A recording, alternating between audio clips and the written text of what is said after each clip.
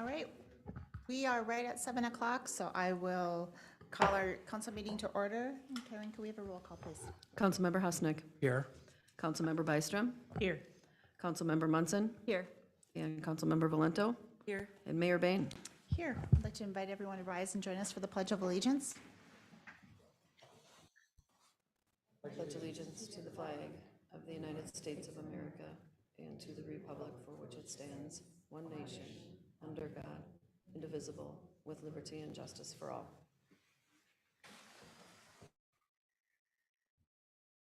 Council, we have an agenda before you this evening. I will entertain a motion to approve or any changes.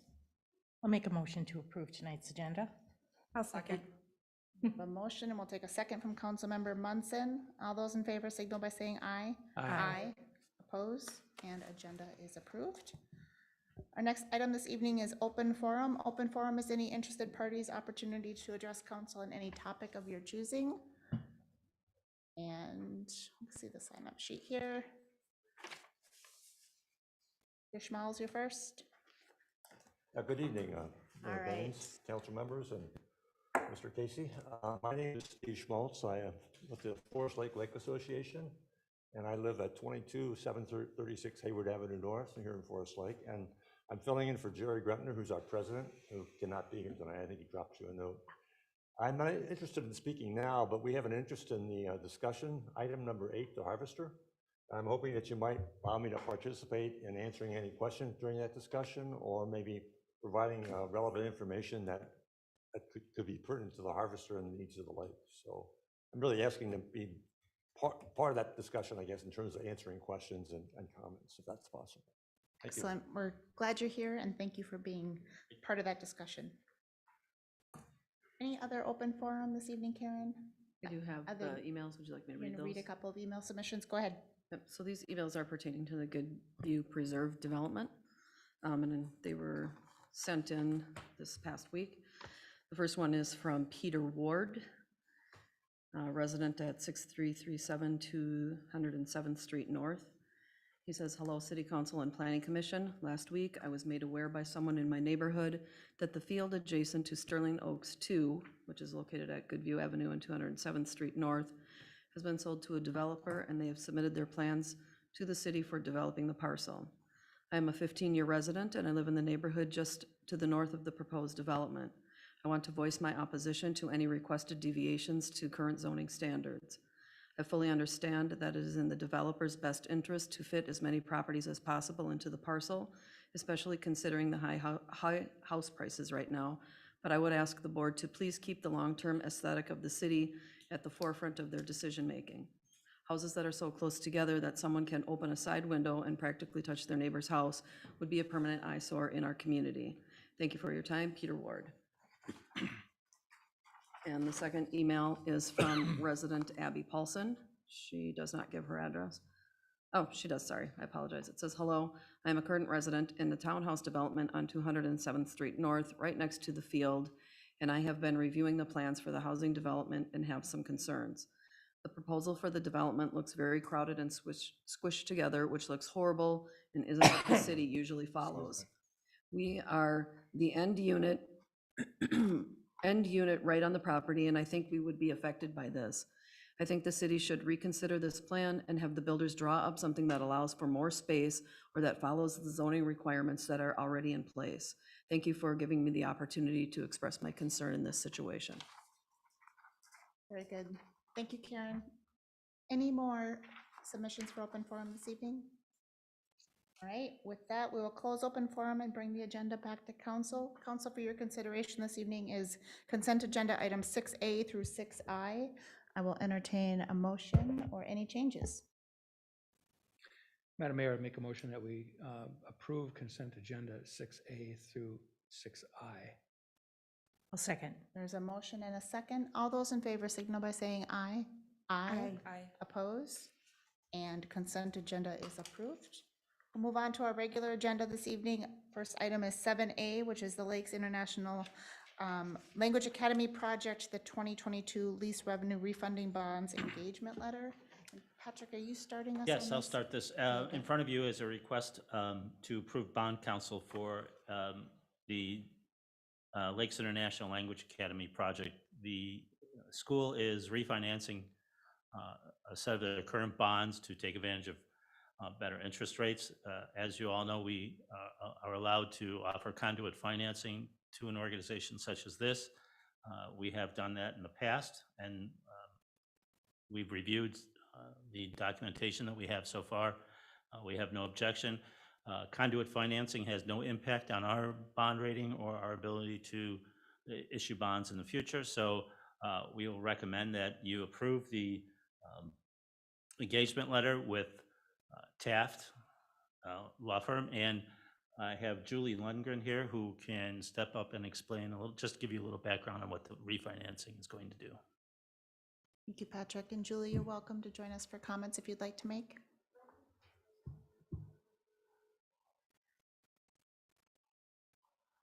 Good evening. As Mr. Casey said, I'm Julie Lundgren, and I serve as the Chief Financial Officer at Lila. Brief summary of what our plan is. We have 2014 bonds with 15.4 million left to pay, and there's 22 years left on this term. We are asking the city to be the conduit issuer once again as we refinance these bonds. Makes sense to keep the money in the community. Savings will be used to serve our students. And the same team is in place that was there in 2014 and 2019, so should be a smooth process. Even though the savings may not be as great because the interest rates are going up, we still expect to realize significant savings. Very good. And what is your timing? Maybe I missed it in the letter, estimated timing. We'd like to do it this spring. Be great if we could wrap it up next month. Excellent. Thank you. Any other questions for Julie before she leaves the podium? All right. Thank you for being here. Patrick, anything further on this for council's consideration? No.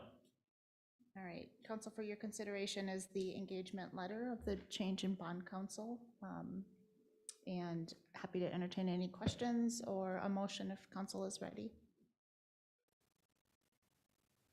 Patrick, just for the sake of fully understanding this thing, and I know it's been done before, and for the taxpayers too, is just exactly, does this put the city of Forest Lake on any kind of a hook? No. The state statutes allow a city to offer conduit financing to certain organizations. It does not affect, the city bond rating, or does it put the city on the hook for any of the payment whatsoever. It's really just a method to have local organizations take advantage of the city's ability to issue bonds, and usually at a pretty competitive rate compared to the free market. I just wanted to make sure that it was clear so that the taxpayers know Absolutely. what's going on there too, so. Yeah, the city has no obligation to repay the bond in the case of a default or missed payment, so we're free and clear of that.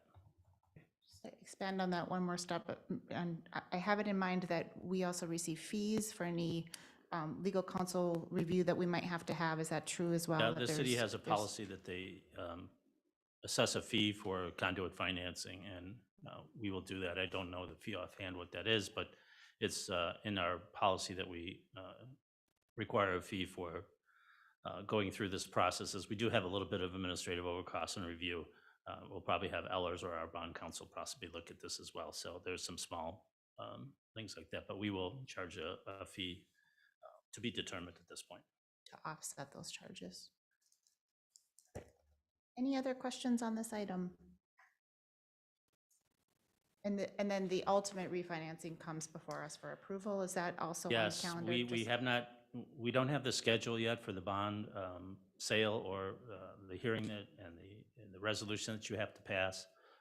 We expect Taft, who is the bond counsel, to prepare all those documents, give us a schedule, and present that to us at the time when they're ready. And as Julie said, knowing this kind of bond issue, I would guess you're looking at the last meeting in April, first meeting in May. That would be my guess for a timetable.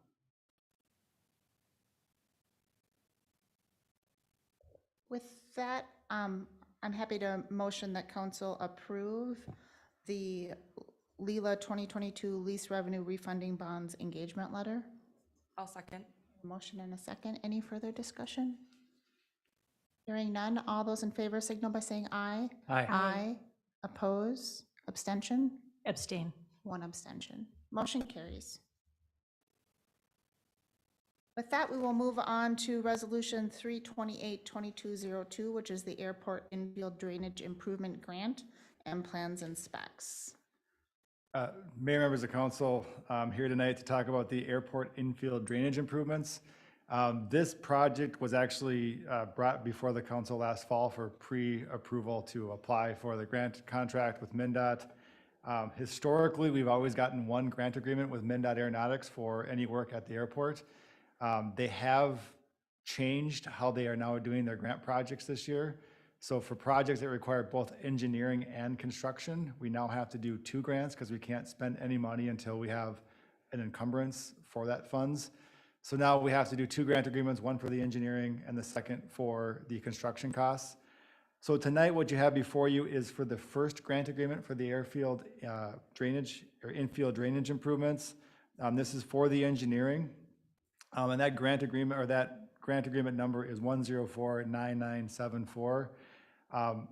Staff is recommending approval of that grant agreement. And as part of that approval, we also need resolution 032822-02, which authorizes the mayor and city administrator to sign the grant agreement with MnDOT. So that's all MnDOT paperwork requirement. And then the second motion tonight, or the second request, would be to approve the plans and specs and authorize the advertisement for bids for the project. This then allows the airport engineer to release the bidding documents out and collect the bids on the construction side of it.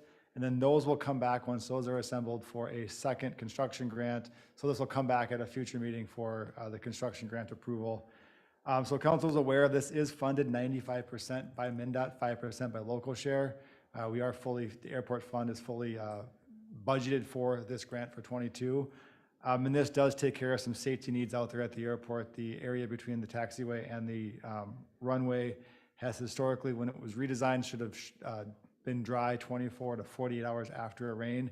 And we're seeing some drainage issues out there just because of the result of the clay soils. This project will rectify that situation and make it a much safer area of the airport. So staff is recommending approval of the grant agreement and authorizing plans and specs for the project. And with that, happy to answer any questions council may have regarding this item. Thank you, Dan. Any questions on the project itself or the grant agreement? I don't have any questions. We've been discussing this at the airport commission level several times, but I'd be happy to help answer if anybody has any. No questions from me either. This one's pretty straightforward. Quick point of clarification, Dan, when you say 95% MnDOT aviation and the 5% local, the 5% local is covered by the airport fund, is that right? Correct, yeah, the local fund, the local share does come out of the airport fund. So we do budget every year for any CIP project that we do get grant funding for. And this is the one that we got awarded this year. We typically submit 3 to 5 projects to MnDOT Aeronautics for award. And right now they're looking at taking care of safety issues. So all local funding does come from airport fund. Councilmember Husnick's point, this one's been discussed for a while, so nice to see it getting done. Let's take this in 2 separate steps, council. Is somebody ready for a motion on the resolution? Mayor Bain, I make a motion to approve Resolution 03-28-22-02, authorization to execute the Minnesota Department of Transportation grant agreement for airport improvement excluding land acquisition. A second. Motion and a second. Any further discussion? Hearing none. All those in favor signal by saying aye. Aye. Oppose? And motion carries for the resolution. And then the second part of action requested this evening is to authorize plans and specs. Is somebody ready for a motion on that? Mayor Bain, I'd make a motion that we approve the scheduling for you approve the plans and specifications and authorize advertising for bids. I'll second. We have a motion and a second. Any further discussion? Hearing none. All those in favor signal by saying aye. Aye. Oppose, and motion carries. All right, we will move on to 7C, which is our Community Development Director, and Patrick. Yeah, Mayor and City Council, as you recall, last October, we had long discussions regarding the need for a Community Development Director.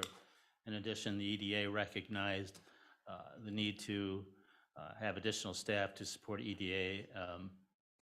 We, at that time, issued a job description. We went through that and justification, and the council approved the recruitment of an EDA director for Forest Lake.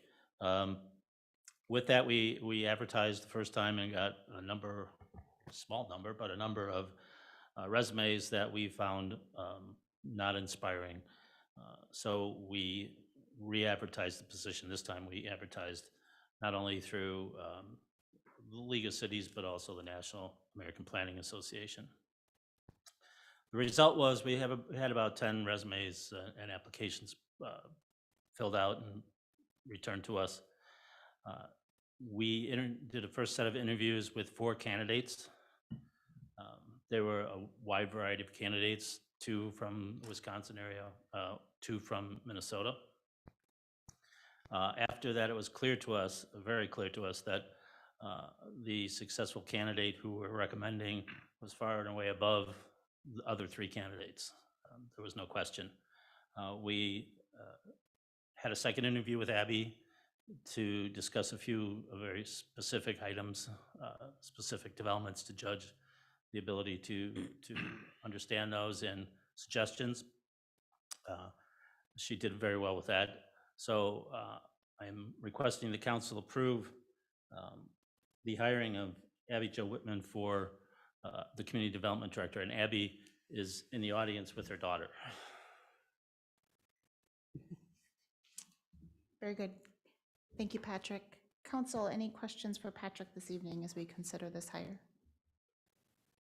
The funding, again, we were talking, some of this is coming from EDA and some from, Yeah, we will probably, we haven't split exactly what that's going to be, but the EDA will pay for a portion of this, and the general fund will pay for the majority of it. yeah, And that's one. the schedule is pay grade 18 of step 3 of the non-union wage schedule, beginning at $57.64 an hour.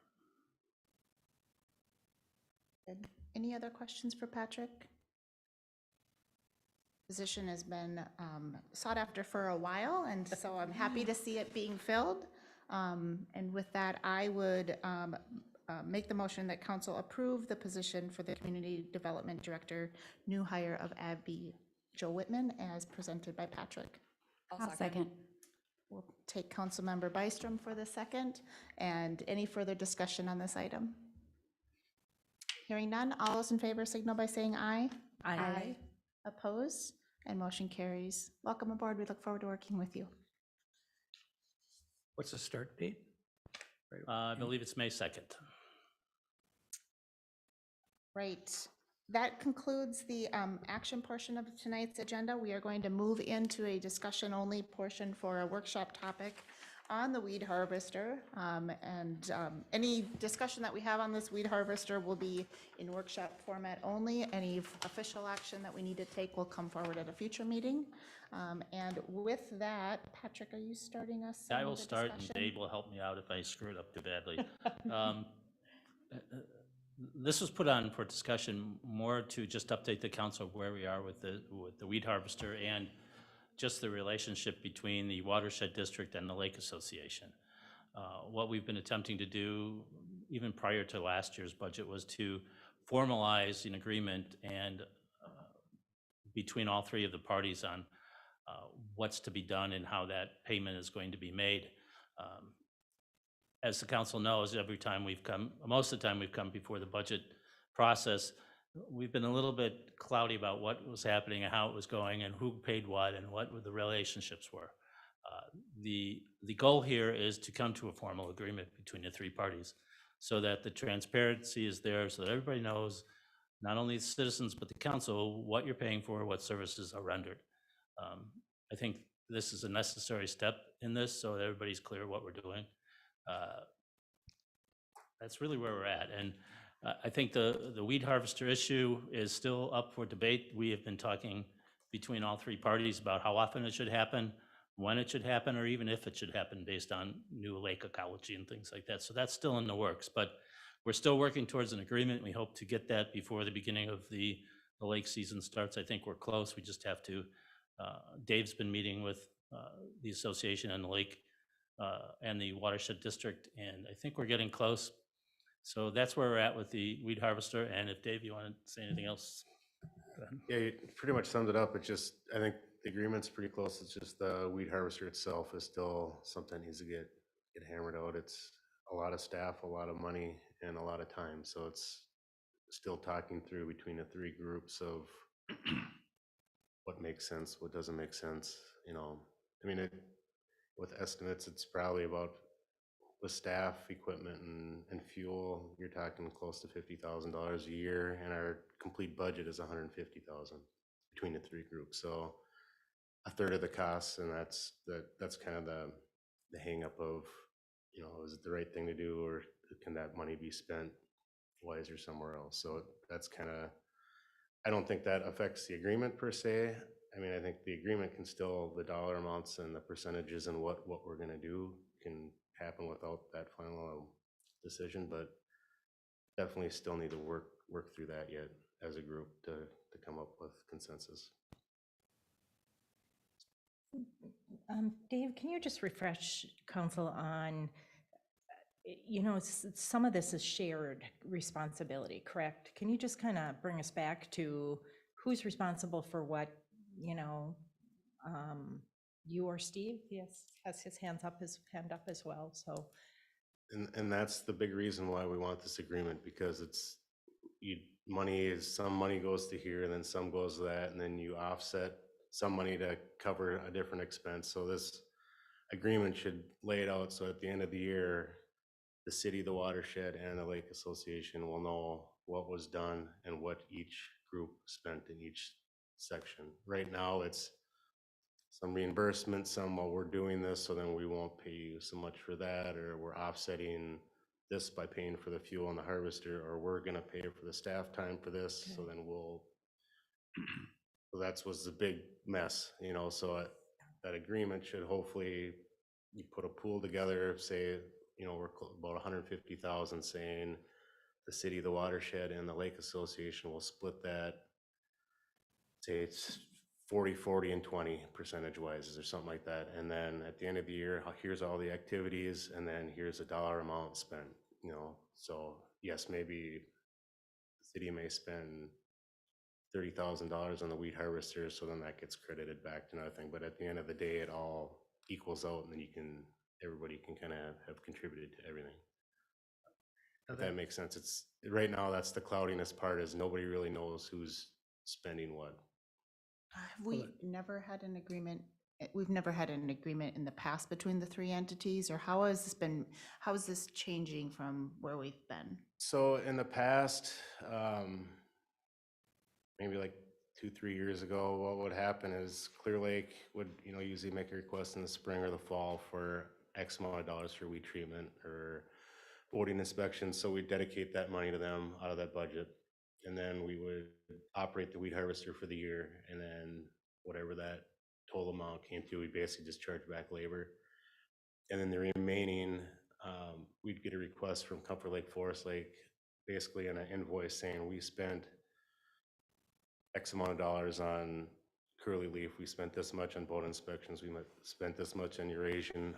Would the city like to donate for this cause or to contribute? And then we just take the remaining fund balance and then cut them a check to zero out that balance. It wasn't really an agreement, but that's kind of what happened. You know, then we just said, well, this is all we have left, so, you know, here's the contribution to it. So this agreement would kind of household all of those different activities under one agreement. Weed harvester is one of those activities, right? But are there do you expect other items to be addressed? Yeah, and a lot of that stuff will come between the Lake Association and the watershed. I mean, they're by far the experts on what you need to do or what kind of AISs in the lake, or what kind of treatments. I mean, that will leave more up to them and will, contribute financially, so really at the end of the day, contributing financially for everything is fine, but the weed harvester kind of throws in the middle because it's a city-owned weed harvester, plus they need a city-owned truck to haul it, and then the staff has to be hired by the city to be covered under the insurance to run the truck and the harvester. So that kind of throws a wrench in the whole system. Is, you could say, well, that's fine, either watershed or lake association, go ahead and operate it yourself, but that just can't happen because it's city property, and that's kind of the issue. I see. Typically also, it's strictly city employees that are doing all, I mean, it certainly is when you're talking about the trucking portion. The weed harvester itself, is that still a city employee normally, or? Yep, so last year, the Lake Association wanted to kind of take it over themselves and manage it and hire staff and manage the whole project, but the city still had to hire who they selected to be the operators and the truck drivers. So we had to hire them as city employees, and then Lake Association reimbursed us. So last year, Lake Association said, we'll take on the costs of it and managing it. But we had to hire the people, and then they, payroll sent them an invoice at the end of the summer saying, this is what you owe for these employees.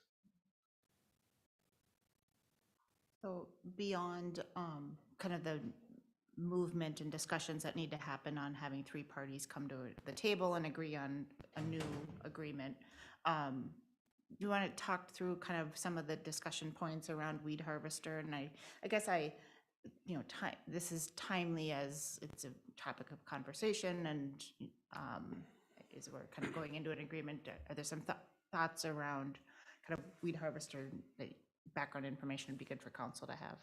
Yeah, I mean, it's kind of this would be the last city, I believe, in the metro that would have a weed harvester on it. The last one I know about, unless Steve knows anything else, was Minnetonka, and they just sold all 6 of their harvesters. They just went to straight chemical treatment. They did a survey. They had a couple hundred people that were in favorites. I mean, there's definitely some people in favorite, and then there's also some people, as running the compost site, that absolutely hate the weed harvester because they go out every morning and there's 14 garbage cans of weeds on their shoreline. So, which may come from the harvester, may not, but that's what they blame it on. So some of that is hard to gauge. Is it doing well, doing not? There's studies that say that if you didn't cut, would it really make a difference? I mean, when you cut, it grows back in a couple weeks. So are you making any progress? Is it more of a, in the past, it was a dock cleaning service is more of what it was. There's a lot of people that went around and cleared out spots for boats to get out into the open water, and now we don't do that. We can only cut within 150 feet of shore.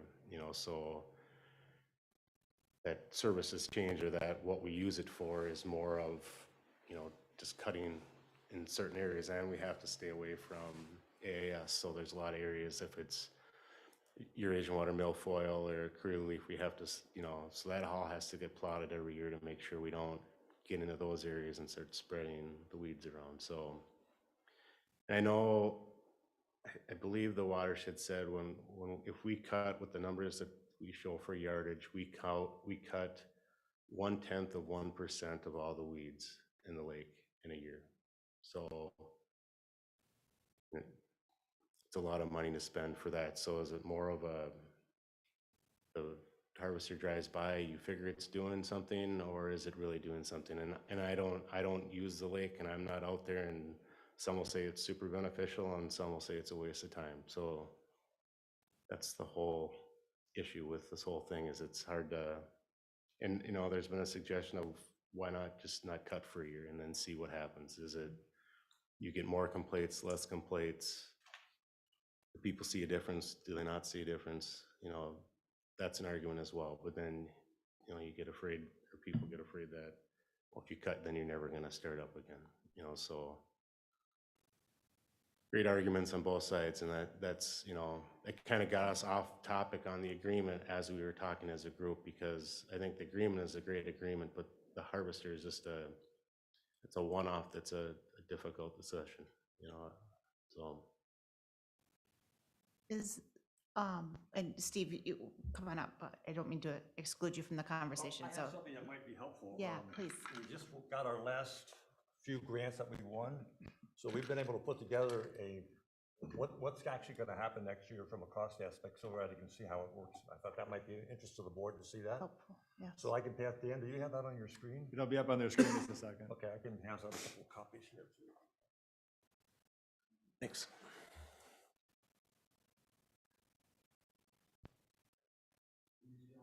You can see it on the screen, thanks. Although, do you have extra copies? I'd love to take one. Sure.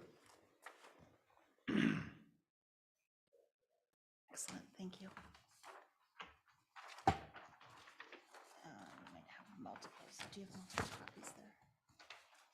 We don't have to go through all the details on this, but I think it's, as Dave mentioned, the agreement and the harvester are two different issues, and they're related, but they're really separate to a certain extent. So what this chart shows you is on the left-hand side, we're not going to go all through details, but it shows you the lake management activity.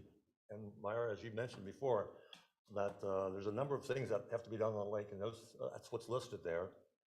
Then the next column is the estimated cost as best we can make them for this year, and that's highly variable. It depends on what nature deals with each year. Then all the grants that are received from any party involved with this is deducted from those costs. So then you have a third column, which is estimated partner 2022 costs. And you see that it started out at $149,000, the first column. We had $36,867 in grants. So that brings it down to $112,000. And then we split that down below, as you can see, 42.5, 42.5, and 15. And I'm not sure that's going to be the final numbers or not, but that's what I was given. And then off to the right, then we also show what each partner spent. So estimated spend. And then what you do then is as Dave mentioned before, you balance this whole thing out. And it gives a much better accountability than what we had before. And it's also going to go a lot easier. The only thing is you got a highly variable cost here each year, so it could be higher, it could be lower. I mean, on curly leaf pondweed, we spent as much as $110,000. Now we've got a new chemical and it's a lot cheaper, so that's one reason why it's down. But that number could be anywhere from 21,000 to maybe 80,000 next year. We don't know what's going to happen until the ice is off and you can see how fast it's growing. So whatever it is, it gets in there, and then you split it up at the end of the year. And everybody's liability is held to 150,000, your percentage of 150,000. And what we're suggesting, if you go over that, if we go under that and you have money set aside, you don't spend your 63,000 or whatever you have for the harvester, and it goes in a rainy day fund. So when you're over, the city and everybody else has extra money to chip in when it's going to be higher. But that's another issue we have to talk about. But I thought this clearly shows you how it worked, and I think it's much better than the past system we've had. So, are there any questions? I'd be happy to answer them. But So I do have a question, and I'm just trying to. There's been a lot of chatter on this topic, and so I'm just trying to make sure I'm rooted in fact. I have it in mind that when it comes specifically to the harvester activities, that the Comfort Lake Forest Lake considers that to be not invasive species management, but more of a recreational activity because of native vegetation, and that they aren't able to participate in those costs for weed harvester. Is that true? And is that why on the example you've got here that those costs are borne entirely by the city? Is that right? So we can have a three-way agreement, but there are certain activities of that agreement that one party may not be able to participate in. Is that correct? to a certain extent, the watershed district is not really involved in removing native weeds, native plants. So,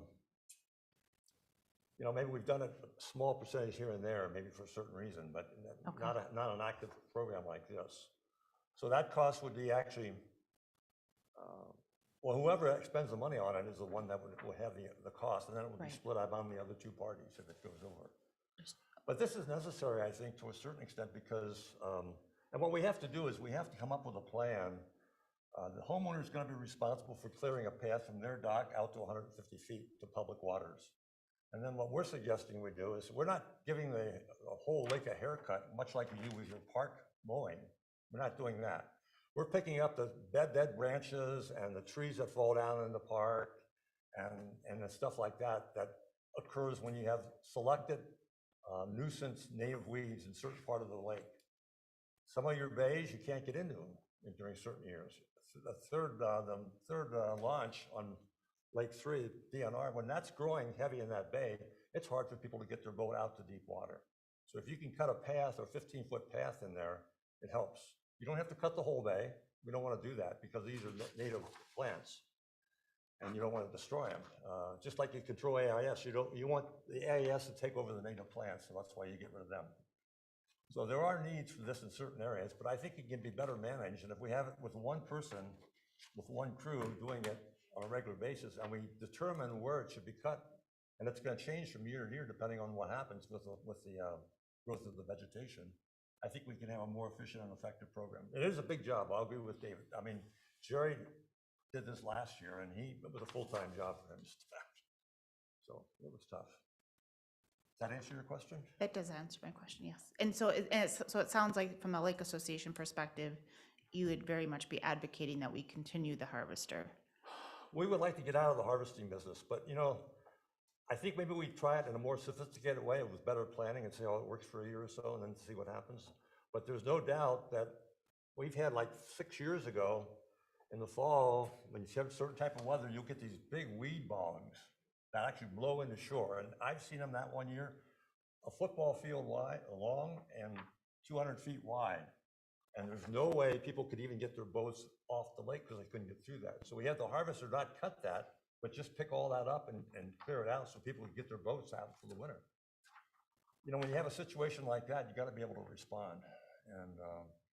And now with the lake being clear, it's 2 feet clearer than it was 3 years ago. And that's a combination of the work the watershed's doing, plus zebra mussels have helped.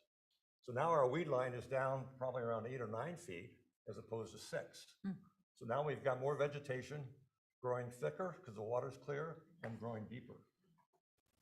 So that's the price you have to pay for clear water, but it's a trade-off. Other questions for either Steve or Dave or Patrick?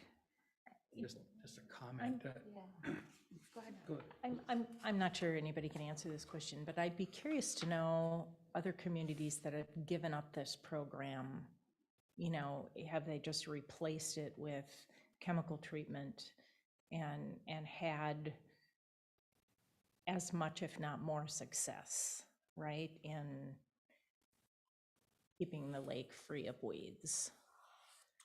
You talk about Minnetonka giving up their harvesters. People are doing it for a reason, I would say probably. I'm just not quite sure what kind of success they're realizing. And I can comment on that because I'm familiar with that situation over there. The difference there is that they're actually treating and removing Eurasian water milfoil, which is an invasive species. And that actually blankets the lake where you can't get your boats through it. In fact, fish can't even swim through it, it's so thick. So instead of using harvesters to remove that, they're using chemicals to do it. In our situation, we're trying to remove limited amounts of the natural plants.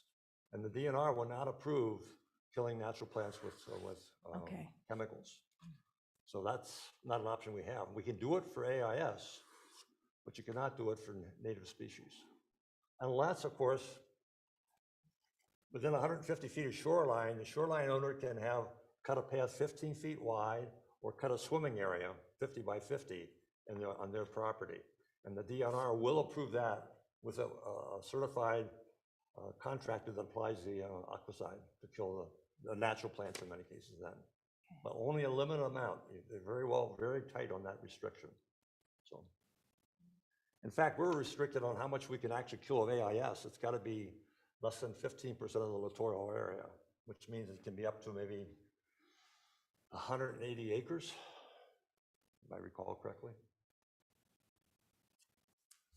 Sounds like a complex issue. Well, there's a lot. It's a very difficult issue. And The comment I was going to make is that our lake is really important to lots of people, especially to the city itself. But it sounds to me like the harvester would be more useful in kind of a part-time basis or as needed rather than a full-time situation, I guess. I don't know, trying to get that straightened out in my mind here. And it sounds to me like spending money on these chemical applications seems like the way to go, especially for the invasive species. That's the only one we can use it for, but We're doing that now. we need to handle that too, but why?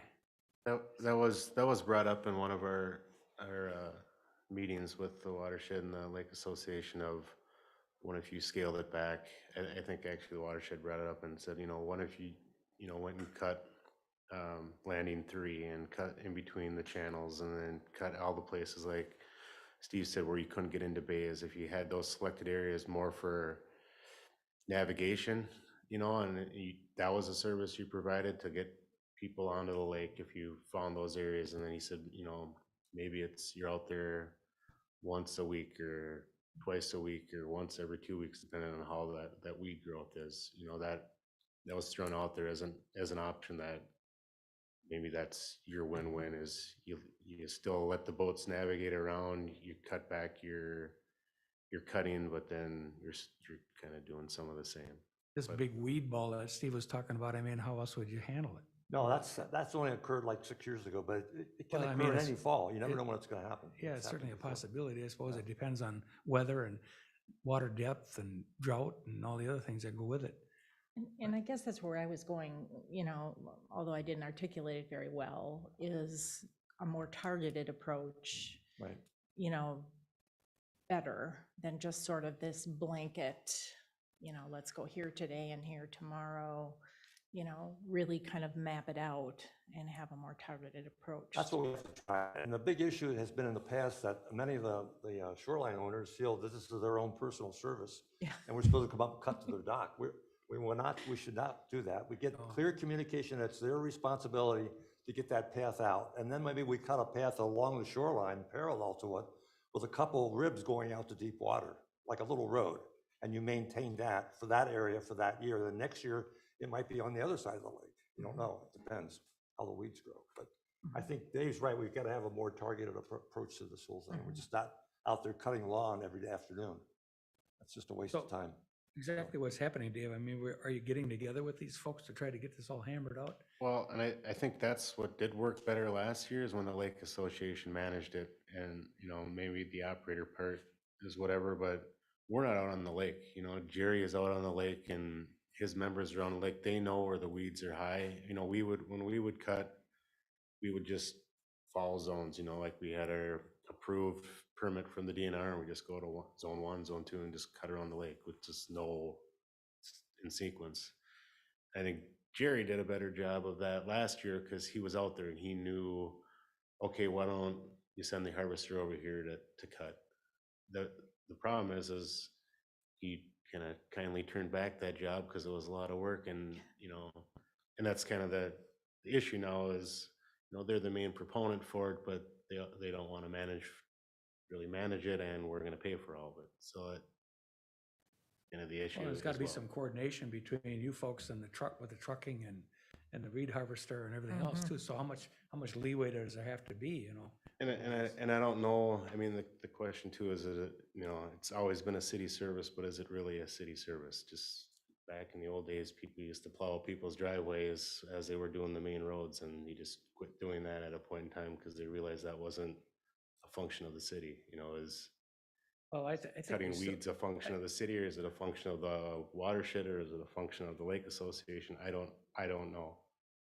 I think the lake's beneficial to the city of Forest Lake. And Yep. I think we have to be conscious of that particular thing. And if whatever we can do to help, I think we need to be doing that. But if there's coordination that works better with Watershed District or the Lake Association, fine. I think you're right about that because you have that coordination. You have people that are out there that in the know what's going on. But I think the city of Forest Lake has some obligation to help out because it's our namesake. That's all there is to it. So It's Well, the enough lake of a brings in a lot of recreation. taxes, just for example, if Lake Shore is $3,500 a foot, for every 100 feet, that's $350,000 of taxable revenue for the city. And if you take the house and the lot away, that 350,000 is there just because of the shoreline, not because of the lot and not because of the size of the house.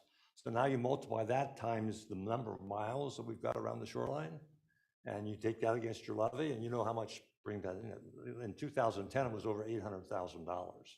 And of that, we know the Lake Association has been trying to get our 63,000, which was been assigned to this, up to 75,000 last year, which was turned down.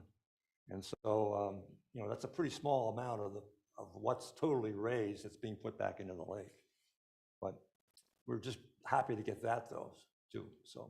I mean, I appreciate the question of, is this the function of the city? And I go back to, yes, I think it is a function of the city. And part of that is because if it's not us, who else is it?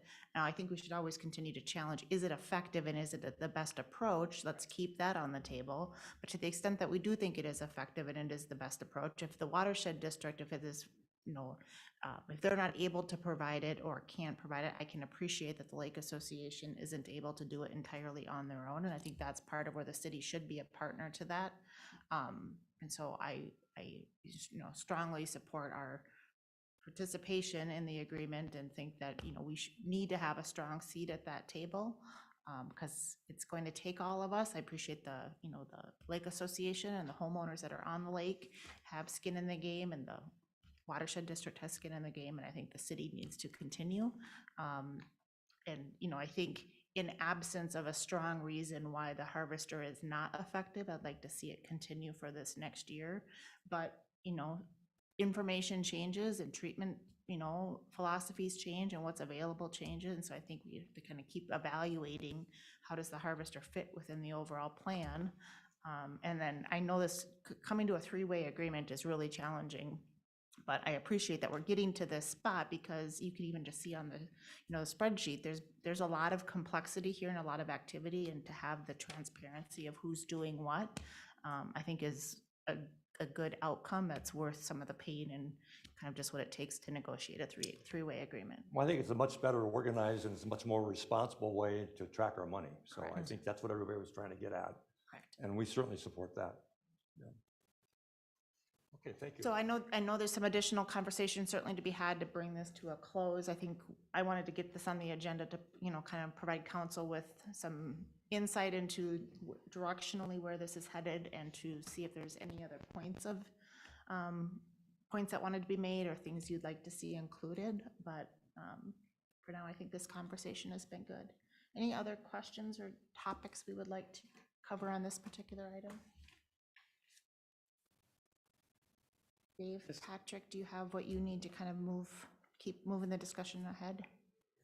Yeah, we'll continue to try to get an agreement in place. Excellent. All right. With closing out that topic, let's move on to staff updates, and let's start with Karen, and we'll just kind of go around the two tables here. Thank you, Mayor Bain. I don't have Thank any you for being here updates. this evening. Okay, go ahead, Karen. No updates, just a reminder that the Board of Appeals meeting is on April 11th, and the EDA meeting will be canceled prior to that. What time is the Board of Appeals, 5 o'clock? It's at 5:30, 5:30, upstairs in the okay. community room. And just a quick note on Board of Appeals meeting, I know there's been a fair amount of kind of chatter on Board of Appeals, and it's property tax statement time, and there's been some surprises out there. There's a lot of activity happening with property values. The county website has a lot of great information, both on just property tax values in Forest Lake, property tax values in Washington County, as well as what to expect in that Board of Appeals meeting. And so looking for information on that website is, I think folks would find that quite helpful. There's a lot of great tools out there. The only thing I'd like to say about that is, you look what's been driving that situation, when people are getting $40,000, $50,000 more than what they're asking for their house, and that's what drives all this. So I hope everybody can kind of understand what's going on here. So, but it's a shocker, no doubt about it. Dan? Mayor, members of the council, the next downtown committee meeting will be on April 18th. The workshop, the council workshop will be replaced by the downtown planning meeting. The planner will be in and we'll start talking about the executables, which is the next level down from the directives that we did at the last meeting. EDA, council, and downtown committee will all be in attendance at that meeting. And then on May 5th, I'll be speaking at the Land Development Summit as part of the Real Estate Journal's conference schedule. So I'll be there discussing land development in the city of Forest Lake to a bunch of real estate developers. So that is on May 5th. That's what I have. Dan? Amanda, always good to see you. Nothing for legal, thank you. All right, thank you. Patrick? No, I'd just like to thank the council for approving the community development director and inform the council they'll be out of the office from April 4th through the 18th. Dave? One quick update, the compost site would have opened this weekend a year ago, but with the cold weather and the mud and they're still chipping up, it's gonna be at least one more week, and I can't really figure anybody's really assembling much right now, so we're hoping next week the 9th, but most likely the 16th that weekend. Dan updated the website to be determined, and we'll send out a Facebook post once we know that exact date, but it's just a mud bog out there, so we just don't want people getting stuck and making a mess. So that's all I have. Dave? Ryan? Mayor, City Council, no updates. Be glad to answer any questions you might have. Ryan? All right, Chief Newman? Mayor and City Council, no updates for fire. Kevin? Mayor and City Council, no updates from finance. Excellent. And let's move on to council updates, and we'll start with Councilmember Munson. Yep, just a couple pieces of information. I know there was a couple emails tonight about the Good View project, and just want to let you know that nothing's been approved yet. It was just the concept plan review, so there's time to, more time to come on that for comments and planning. And to also let you know that they've been discussing the MXR1, and it sounds like we've kind of come full circle back to the beginning. So, and I believe they're going to request a joint meeting just to sort of refresh everyone on where things are and some things that they've learned. And then at the end of the meeting, there was a lot of discussion about enforcement of code. And I did share that we've talked about that. We've talked about it's not the best use of police time. That's not necessarily what we want them to do, nor is it really the message we want to send.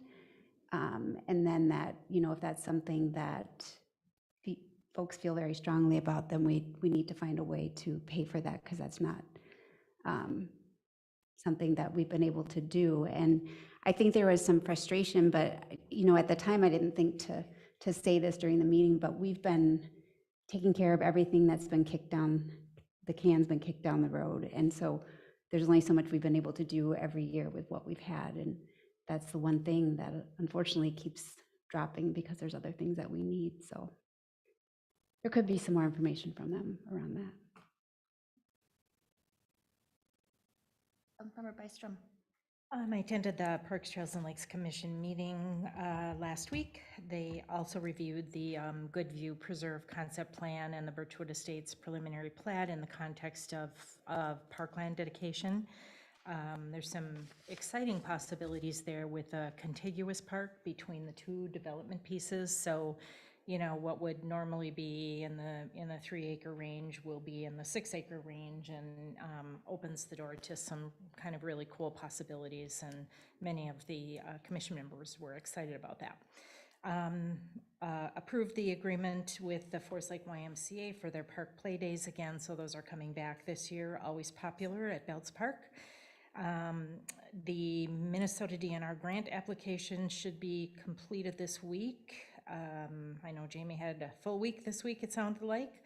And then just some discussion around the parking agreement with St. Peter's Church, park dedication ordinance and fees, and then the Washington County SHIP grant for the master plan updates that was received. And then I also attended the YMCA board meeting, and they're hiring summer staff, as many are. And they also have a sneaker campaign going right now. We're supposed to spread the word about. They're taking in gently used sneakers in a collection box at the Y, and the Y then receives $1 for every pair of shoes donated. So, and it adds up quickly. So if anybody has gently used sneakers, drop them off. That's all I have. Very good. Thank you. Councilmember Husnick. Thank you, Mayor Ben. I attended the EDA meeting prior to the council meeting this evening, and lots of updates from Ryan on that, on the housing units coming out in the very near future. And so it's going to be a really busy time coming up here. So 300 and some units when I added up here, and I'll let you continue with that, Myra, on some of the things we talked about, city development update and so forth. And then I also attended the Vietnam Veterans Program that occurred yesterday at the Legion. And I just wanted to say a huge thank you to Diane Finneman. She's the driving force of this thing. And there was about at least 300 people that showed up for that. And this year the theme was about medical care that people receive in battle and right afterward and that kind of thing. And there was a couple nurses there, and they had a helicopter on display there and all kinds of different things. So it was really good program. So that's all I have for now. Thank you. Councilmember Valento. I attended the Forest Lake Association ice cleanup. It was a very chilly day. Definitely was not dressed appropriately. At least you weren't in it. What? At least you weren't in it. Yeah. We did find some garbage, and I recruited my mom, and so kind of forced her to go. We got her steps in. So it was a good day for sure. Yeah. Just a couple quick updates from me. We attended the EDA meeting right before this, and one of the things that the EDA did approve was an expansion of scope to the downtown plan to add an addendum to allow for a deeper study and some more specific details to be built out around the southeast portion of the downtown roundabout on that block that we would expect to develop sooner rather than later. And the agreement allows for, again, kind of a deeper connection between that particular parcel and what is going to be included in the broader plan. And so that was approved and will be delivered as part of the overall delivery of items for the downtown plan. And Councilmember Husnick, I think, covered the other items we talked about at the EDA today. And then also just a quick thank you for coverage in my absence last week. So. And with that, we are at the end of our planned agenda for tonight. Mayor Bain, I just wanted to say a quick thank you to Dave and Public Works for the shack at the compost site. Thanks for making that happen. Appreciate that. I've already heard about it from many members of the community. Thank you, because they don't want to see those folks down there sitting in the sun all summer long. So thanks for making that happen. Fabulous. All right, with that, I will entertain a motion to adjourn. So moved. Second. A motion and a second. All those in favor signal by saying aye. Aye. Aye. Oppose? And we're adjourned. Thank you, everyone.